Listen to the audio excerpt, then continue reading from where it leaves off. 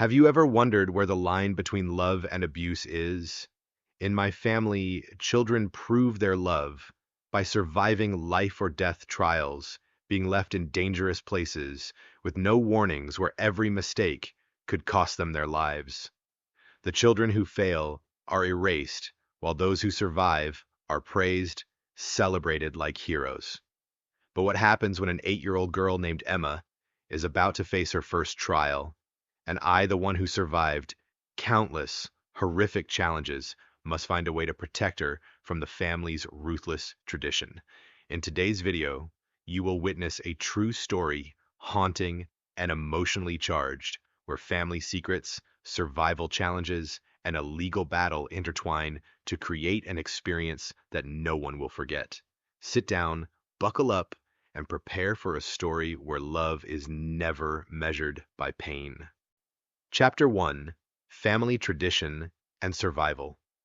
Trials. From a very young age, I understood something that most children would find horrifying in my family. Love was proven through survival. We didn't receive praise or warm hugs for being smart, obedient, or polite. We were praised when we made it back alive after being left in dangerous places without any warning. My parents called it tradition, a ritual every child had to endure to prove their love and loyalty.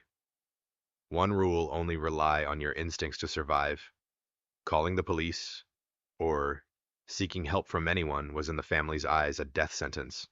There was no turning back. I remember vividly the first time I witnessed my brother Daniel face one of these trials. He was only 8 years old. 3 days later, he appeared at our front door, lips blue from the cold fingernails torn from climbing his body, trembling. My parents stood there, tears streaming, bandaging his wounds, murmuring, "Now we know you truly love your family." Children who didn't return the failures were erased, their names gone, their images burned, leaving only a curse within the family. I still remember my sister Sarah, who dared to call 911 from a shipping container. After that, we were forbidden from ever mentioning her name again. I grew up in a world where preparing for survival trials was a matter of life and death. I memorized the maps of dangerous streets, practiced lockpicking with bobby pins, trained myself to endure hunger and thirst. My father, a former Navy officer, would often test me without warning. You wake up in a warehouse with no windows. What's the first thing you do? One wrong move, and you'd have to sleep outside to build character. When we returned home alive, we were greeted as heroes. Tears, praise, parental pride, all of it made me believe this was the way to prove love. We believed that the children who didn't come back simply didn't love the family enough. But everything changed when I was 12. That was when I met Mrs. Finch, my geography teacher. She saw the panic in my eyes when I spoke about my family's games. She didn't judge, didn't pressure me, but she left a partially open desk drawer, just enough for me to find it: articles on child endangerment, survival stories, anonymous helpline numbers. I photographed every page with my old phone and deleted them immediately after memorizing the information. It was the first time I realized my family's tradition wasn't just cruel, it was illegal. Criminal child endangerment, a serious felony. I began secretly teaching my younger cousins the skills they would need to survive, to avoid becoming the next victims. From that day on, I was no longer a child who simply followed the family rules. I learned to observe, plan, and fight to save innocent children, all while still trapped in the vicious cycle of violence and warped love. And then I knew that one day it would be my turn to face the next trial. But this time, I wouldn't just try to survive. I would find a way to change everything. Chapter 2: Mrs. Finch and the Eye-Opening Secrets. After Mrs. Finch left those papers and articles in the desk drawer, I couldn't stop thinking about them. My heart raced, a mixture of fear and outrage swirling inside me. I had lived under this horrifying tradition for as long as I could remember, and now an outsider saw it and called it child abuse.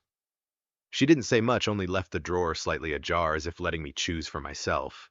I secretly photographed the pages with my old phone, memorizing the helpline numbers and stories of abandoned children, then deleted everything immediately afterward. Each story, each image was at once a bitter pill and a weapon. I was terrified, yet a spark of hope ignited within me. I began to act in secret. During family holidays, when everyone gathered together, I befriended my younger cousins. We played detective treasure hunt games in the basement, but in reality, I was teaching them survival skills, identifying safe points, recognizing distress signals, how to call for help without being discovered. 6-year-old Emma, sweet and trusting, thought we were just playing spy games. She had no idea that the skills I was teaching were real survival tools capable of determining whether she would live or die. And for the first time, I felt the weight of responsibility. Any mistake on my part could cost a child her life. Then came my 13th birthday. Without warning, I woke up in the trunk of a moving sedan. My wrists were bound with plastic ties, my mouth taped shut. This was the first level 1 challenge, as my father called it. For an hour, I wrestled with the restraints, panic and despair flooding over me. But I remembered the lessons: pull and twist, simultaneously find the weak point, create a gap. Finally, I freed my hand from the trunk and waved for help. A driver called the police. I almost gave in, almost let them help. But then I saw my father's car stop nearby, his calm smile, and I knew that if I spoke the truth, it would all turn into a trap. I had to pretend it was an accident, apologize, stay silent. My father's knuckles were white on the steering wheel. "Well done, but next time will be harder," he said. And indeed, the next challenge was anything but gentle. Over the next 3 years, the trials escalated, being abandoned in blizzards, in territories controlled by hostile gangs, even locked in a psychiatric hospital, and having to convince the staff I wasn't a patient. Each time I survived, I hated myself for not calling for help. Each time I also learned more about how to save other children. But the turning point, the twist, came from Emma. At Thanksgiving dinner, my uncle announced that she would face her first challenge after the meal. Emma smiled, innocent and excited. I watched her, my heart tightening. I knew that this time I had to do something to protect her from the family's grotesque tradition. That night, while everyone celebrated, I secretly handed Emma a phone already open to a 20-minute video I had recorded over the years.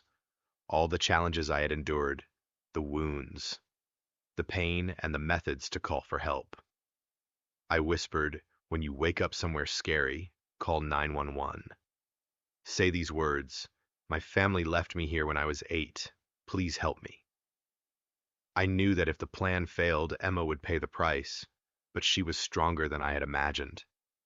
After 4 days in the woods, hypothermic, exhausted, she still made it home, eating bark, drinking pond water, and yet never betraying the family. My parents still praised her strength while I vomited in the bathroom, knowing I had failed to protect her completely. That was the first time I realized that true power lay in defying tradition, and from that moment on, every plan had to be more careful, every step a matter of survival. Chapter 3: Escalating Trials. After rescuing Emma, I knew that nothing would stop. My family's tradition did not tolerate leniency, and my own trials were only the beginning. Over the next 3 years, the test became increasingly dangerous, intricate, and severe. I remember the first time I was left in the middle of a blizzard. The cold cut into my skin, numbing my hands and feet, turning my lips blue, my breath forming white clouds in the air. Every step had to be calculated. I had to find a temporary shelter, gather branches for a fire, and try to stay warm. I heard the wind howling through the trees, and in that moment, I realized how fragile life truly was. Then there was the time I was dropped in an area controlled by local gangs who had no idea I was a member of the family. My heart pounded in my chest. I had to pretend to be lost, using every skill my father had taught me: observe, hide, move, stealthily find my way home without drawing attention. Every step was a mental chess game, and I knew that one small mistake could mean death or severe injury. But the challenges weren't just physical. My father, a former Navy officer, created extreme psychological situations. I once woke up in a psychiatric hospital, locked between cold white walls, forced to convince the staff that I wasn't a patient, that this was just a trial. They looked at me suspiciously, and I felt a loneliness and despair I had never known so clearly. Each time I survived, half of me felt exhilarated, but the other half hated my parents and myself. Why hadn't I dared to call for help?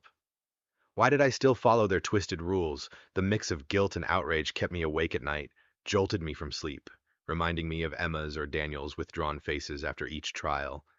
I also began to see that every skill I had learned to save myself could become a tool to save my cousins. I secretly trained the younger children in the family, teaching them to identify safe points, recognize distress signals, and stay calm in danger.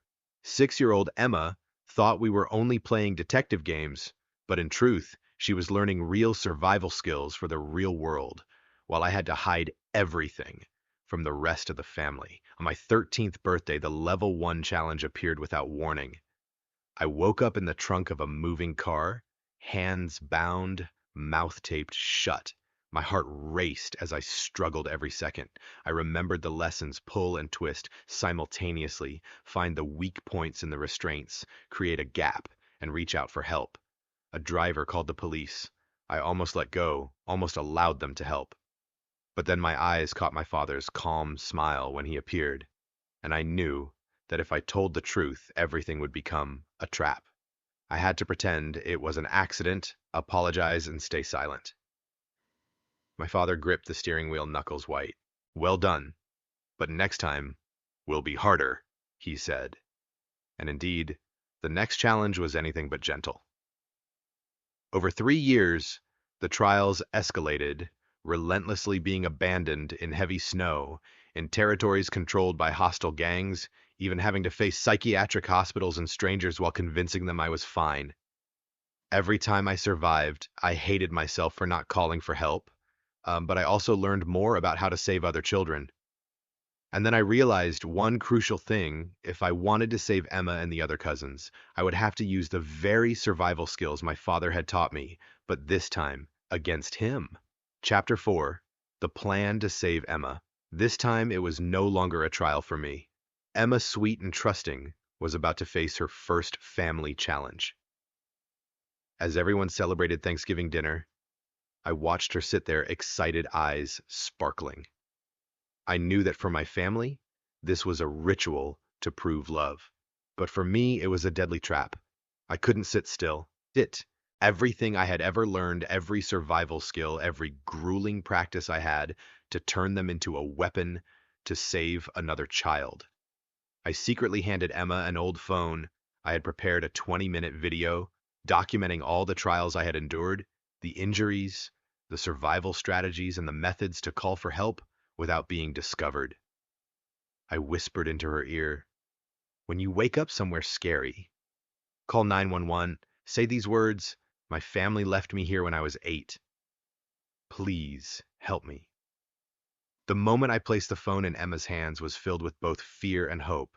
If she didn't survive, I would have failed completely. But I knew Emma was stronger than I had imagined. Dinner ended. Everyone remained cheerful, none the wiser. An hour later, Emma was taken away. I watched the car, my heart tightening. I knew she was facing her first life or death trial, and her survival depended entirely on what I had taught her. 4 days passed. Every moment was excruciating. I imagined Emma eating bark, drinking pond water, seeking shelter in the woods, everything I had endured replaying in my mind. I asked myself, can she endure it? Will she dare to call for help? But then, as if a miracle amid the tragedy, Emma returned. Hypothermic, exhausted, delirious, yet alive. She had truly faced the trial without calling for help, without betraying the family, as she believed she had to do. My parents stood there praising Emma's strength, unaware that I was vomiting in the bathroom, knowing I had failed to protect her completely. I realized that saving Emma wasn't just about survival skills or a perfect plan. It was about courage, intelligence, and a child's capacity for self-determination.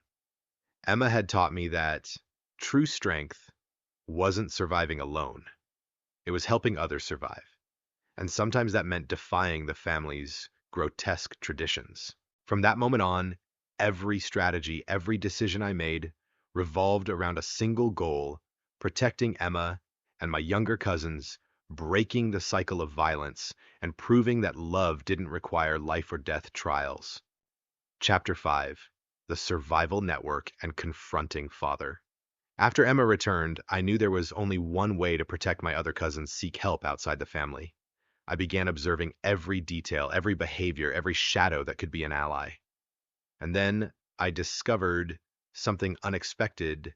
Mrs. Finch was not alone. One evening, I secretly went to the old warehouse where my father had trained us, and I saw her standing among a group of strangers.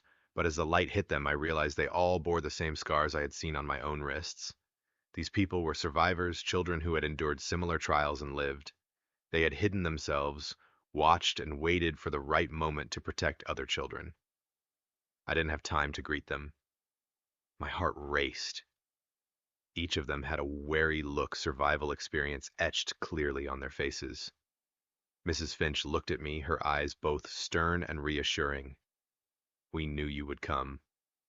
I felt the trust she placed in me and also the tremendous pressure. One mistake, and Emma and the other children could be in danger. But before I could say anything, a noise at the door startled everyone. I realized immediately my father had been following me. His car had just stopped, and I saw that calm smile, the smile of the man who taught me to survive, but also taught me fear.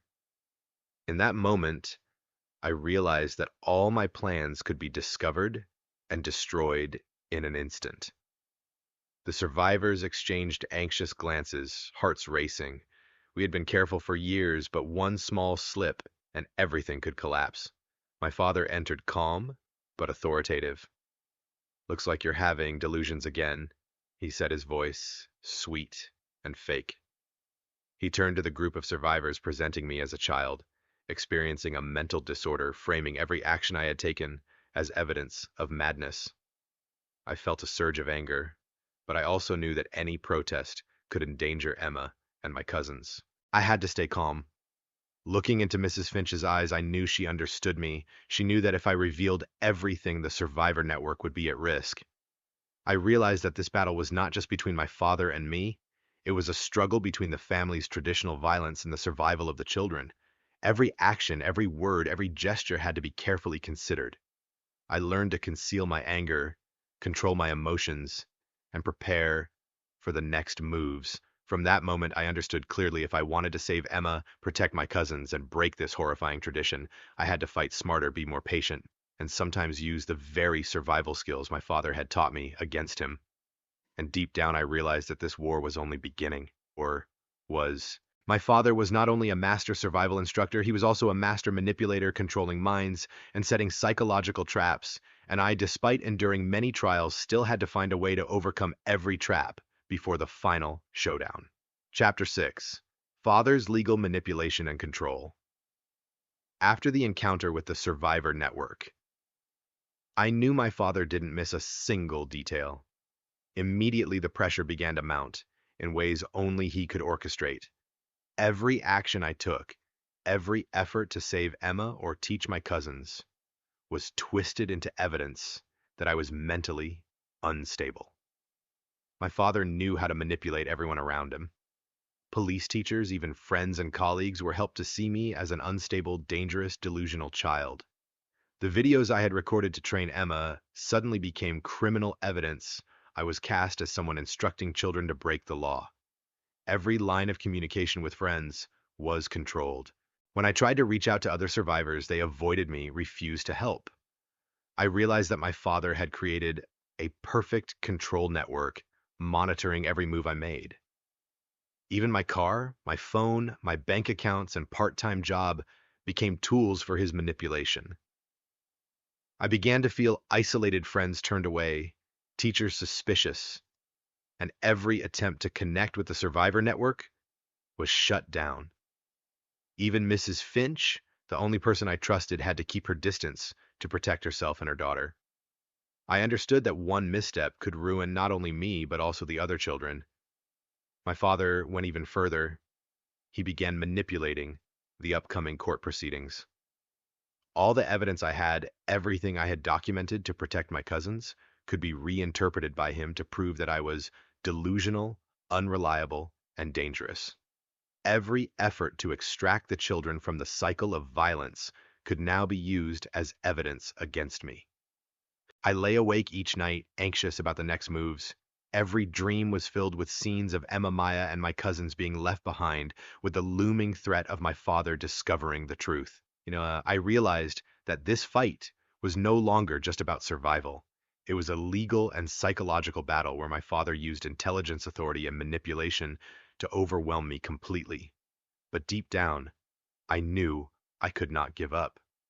The survivor network, Emma, my cousins, they were all counting on me to find a way to protect them. I had to use the very skills, patience, and intelligence my father had taught me, but now to work against him. And I understood clearly the climax had not yet arrived. The upcoming trial would be the stage where everything my father had built to manipulate others would be tested, and the entire family would confront the truth. I just needed to be prepared enough not to be swallowed by the vortex of violence and manipulation. Number Chapter 7: Isolated Life and Mental Pressure. After my father began manipulating everything around me, I realized that nowhere was truly safe. Every attempt to connect with friends or outsiders was twisted into evidence of my instability. My best friend Kayla initially tried to help, but just a few days later my father contacted her parents, presenting evidence that I was dangerous and mentally unstable. Kayla was forbidden from contacting me, and she blocked my number. From neighbors to teachers, everyone seemed caught in my father's control network. Attempts to reach other survivors or connect with Mrs. Finch were delayed, or they kept their distance to protect themselves and their children. I began to feel completely isolated, as if every place I had once considered safe had become a trap. Even my younger cousins Maya and Emma were monitored to prevent revealing too much. Every word, gesture, and small detail could be recorded and used against me. I felt as though I was living in a world where every action was observed, and every step could endanger not only myself, but also the children I was trying to protect. My father did not just manipulate the police and teachers, he exerted pressure from every angle, locking my car, confiscating my phone, controlling my bank accounts, threatening my part-time job. Every small hope of finding a way out or collecting evidence was extinguished. I realized that the survivor network, every effort to save Emma and my cousins, was under threat. Each night, as I tried to sleep, images of Emma in the woods, Maya practicing survival, or the trials I had endured filled my mind. I felt both lost and intensely stressed, not just from fearing the challenges, but from knowing that every move was being watched and manipulated. Yet in the midst of despair, I realized something important. My father believed he controlled everything, but he could not know all my thoughts and determination. Every skill, every experience, every survival exercise I had undergone, these were now weapons I could use against him to protect Emma and the other children. I began to plan secretly, carefully calculating each step. I had to remain calm, prevent my father from discovering my true intentions, and simultaneously find a way to use his own pressure and tactics to break the cycle of violence. Every passing second was a mental test. I had to control my anger, fear, and hatred to survive and prepare for the upcoming legal climax, where my father would reveal all his manipulations, but on his terms. And I knew that the real battle hadn't started yet, but the pressure had already reached its peak. Every action over the next 3 days would determine whether I could protect Emma, my cousins, and myself. Chapter 8: The Missing Siblings and Mysterious Clues. 3 years of relentless trials, legal pressure, and my father's manipulation had led me to believe I had uncovered every corner of the family. But in truth, I had yet to discover the secrets that ran far deeper. One afternoon, while rummaging through my grandmother's old storage room, I stumbled upon family photos carefully hidden in her room. Among them, besides Sarah, I noticed another young girl appearing in the old photos, Lily. Looking closer, I realized this girl had been part of the family until about 7 years ago, then suddenly vanished. Faint memories resurfaced. Rumors, names my family never mentioned, survival challenge games I hadn't witnessed firsthand. Grandmother was resting in her room. When I asked about Lily, her face paled. She remained silent for a moment, then placed a finger to her lips, signaling me to keep quiet. She led me to an old recipe box containing note cards filled with strange details, GPS coordinates, lists of survival items, and notes about each child's birth date and challenge dates. I realized that my grandmother had quietly stored every piece of evidence about the children erased from the family, including Lily Sarah and Helen, the erased children I had heard of but never seen. These cards were like a secret survival network, guiding survivors out of the brutal cycle of the family's tradition. Looking at the cards, my heart felt heavy. I saw birthdays, challenges, days of disappearance, all carefully documented. My grandmother, despite her age, had maintained the strength to protect the children from vanishing completely silently, creating opportunities for them to survive. It was the moment I understood that my family was not just a place of violence, but also a hidden network of survivors, people who had learned to hide, observe, and wait for the right moment to protect the younger ones. I began to realize not everyone was truly lost, and we still had a chance to change things. At the same time, I knew that this discovery brought danger. My father was still watching, controlling every move I made. One small mistake, and the entire survivor network, Emma and my cousins, could be at risk. I had to consider every step, carefully keep absolute secrecy, and prepare myself mentally for the upcoming trials, the climactic challenge the court would bring. From that moment, I knew that the real battle was no longer just about survival. It was about protecting the other children, breaking the horrifying tradition, and finding a way to bring the truth to light, regardless of the danger posed by my father and the entire family system. Chapter 9: Preparing for the Trial and Facing the Family.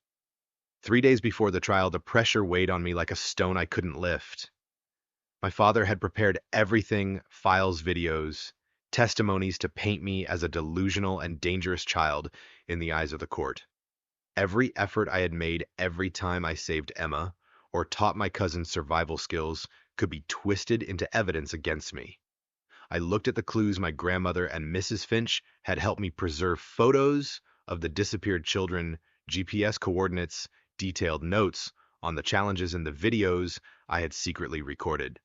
I knew that if used wisely, all of it could prove that my family had perpetuated a violent tradition for generations. But I also understood that a single misstep could reverse everything, putting my cousins' lives at risk. During these days, I lived under extreme tension. Every call, every message, every gesture from my parents was scrutinized. My father began manipulating teachers, friends, even the police, to see me as an unstable, dangerous, delusional child. Every morning, I woke with the sense that every action could be recorded, every word could be twisted. Every step outside, every attempt to contact other survivors had to be carefully calculated and kept absolutely secret. I was no longer a child merely following family rules. I was fighting a mental and legal battle where any mistake could harm the children I was trying to protect. I spent my time reviewing my grandmother's cards, watching Mrs. Finch's videos, and studying the evidence I had preserved. Every detail memorized, every clue a tool to counter my father. I drew up a plan: protect Emma, Maya, and the other cousins, prove the truth in court, but without endangering the survivors or the rescue network. Meanwhile, my father continued preparing boxes of files, videos from Nest cameras, family notes, all arranged to tell the story the way he wanted. He could present me as a delusional, unstable child, turning everything I had done to save my cousins into dangerous behavior. As the trial approached, I realized more clearly that this was not just a legal battle.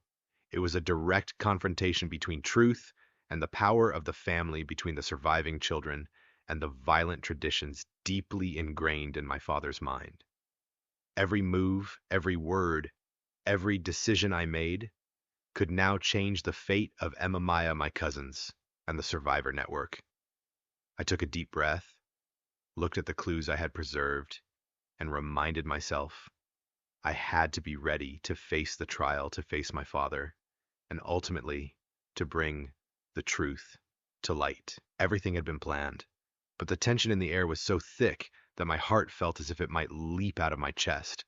The trial was approaching, and I knew that the next 3 days would determine the fate of all of us. I had to stay alert, be clever, and protect lives not only my own, but also those of the children I had promised to safeguard. Chapter 10: The Trial, Truth, Facing Power.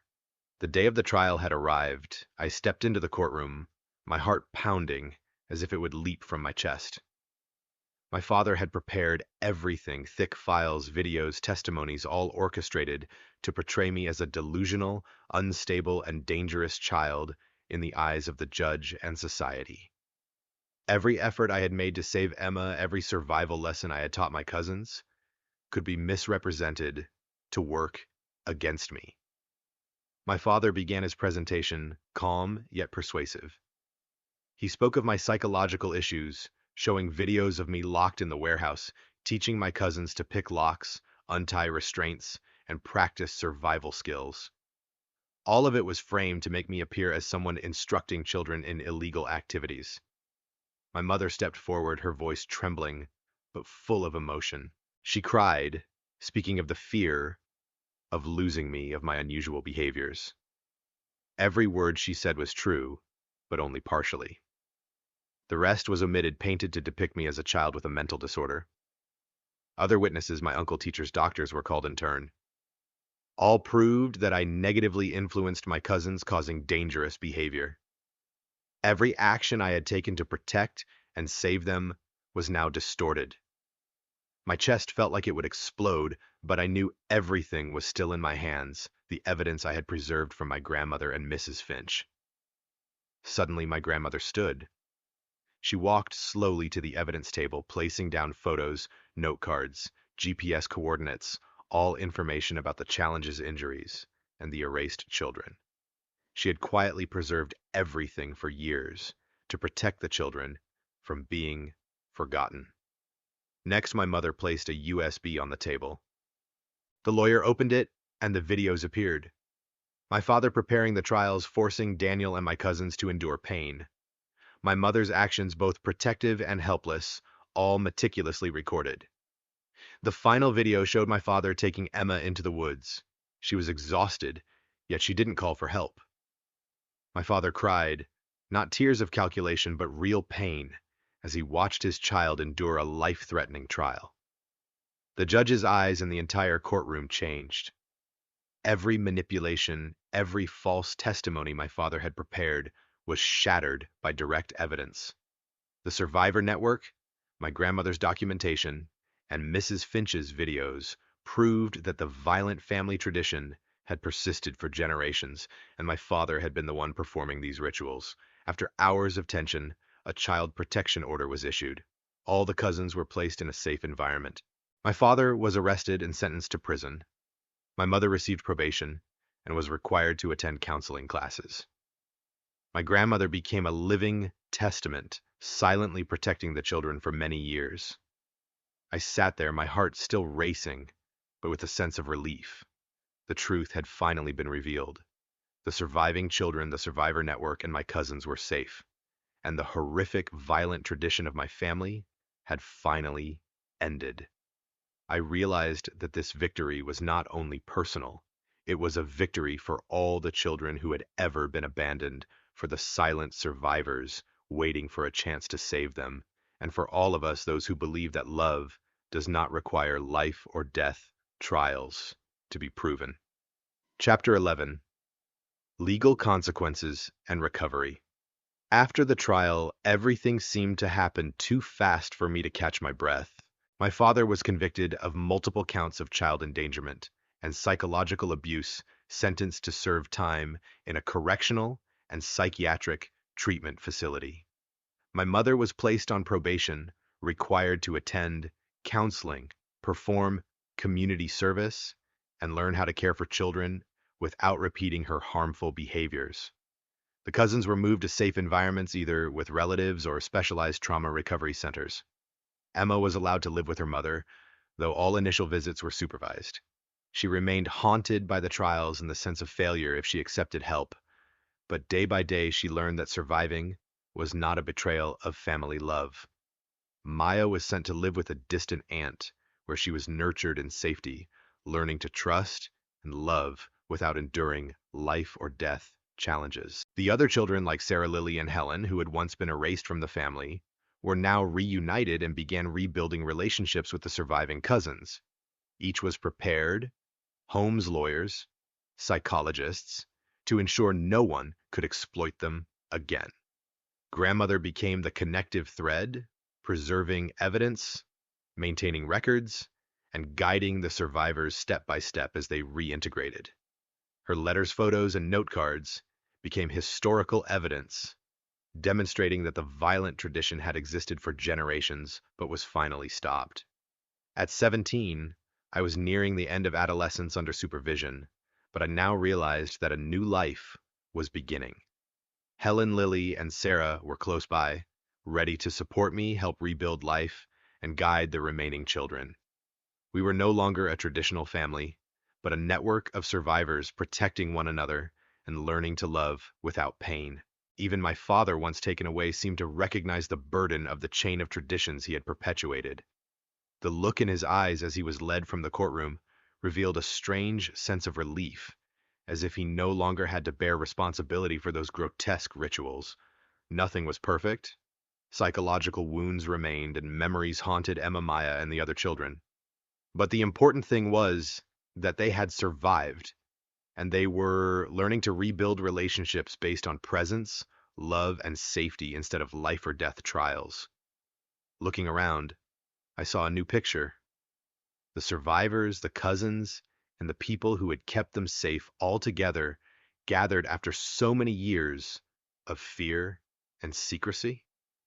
We were finally allowed to live as normal children, learning to love without paying with our lives. Chapter 12: Recovery and a New Life. After everything that had happened, the atmosphere in the family was completely different. The children who had been tested, who had lived in fear, were now beginning to learn how to love without pain. Emma, Maya, Sarah, Lily, and Helen all had survived, were safe, and were building a support network together. Emma still carried her trauma, still flinched at sudden noises, but day by day, she was learning to trust the world around her. She began to understand that surviving and accepting help did not mean betraying the family. It meant surviving to love and protect others. Maya lived with her distant aunt, learning to integrate into a normal life, enjoying herself, and receiving proper care. Helen, Lily, and Sarah had everything prepared in advance: homes, lawyers, psychologists, all to ensure that no one could manipulate or endanger their cousins again. Grandmother, after years of keeping secrets, could now breathe a sigh of relief. The photos, note cards, and records she had preserved were not only legal evidence, but also the key that allowed the survivors to reconnect their safety network and create a normal life they had never known. My father served his sentence, coming to realize that the chain of violent traditions he had inherited had destroyed the family. My mother underwent rehabilitation, attended counseling classes, and learned how to love without using violence or life or death trials. We, the survivors, could now meet weekly, share experiences, and support each other. There were no more harsh traditions, no terrifying rituals, only love, presence, and safety. We learned that a family doesn't demand suffering. It is a place where you are protected, seen, and accepted. 2 years later, I stood in the park watching Emma play on the swing. She had learned to laugh, to trust, to live without fear. Sarah was pushing Lily on the swing next to Emma, and Helen was helping me stabilize our lives and prepare for the next steps into the future. Sitting there, watching everyone, I realized the most important thing: the tradition of violence had ended. We broke the cycle not through force or suffering, but by saying, no more. Love does not require life or death trials. Family does not need oppression, and home is a safe place to recover. My father served 3 years in prison, then was transferred to a treatment center. My mother completed her probation and moved elsewhere. Some bridges could not be rebuilt, but we were constructing new relationships where love was shown through presence, protection, and care, not pain. Looking back, I saw it all: the survivors, the cousins, those who had waited, all had endured, and each day was a step toward a new life, free and safe.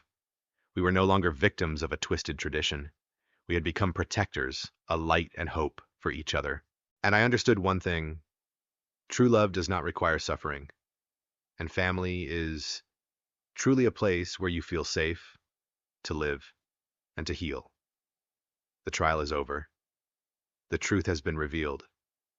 The survivors are safe, and the cycle of violence has finally ended.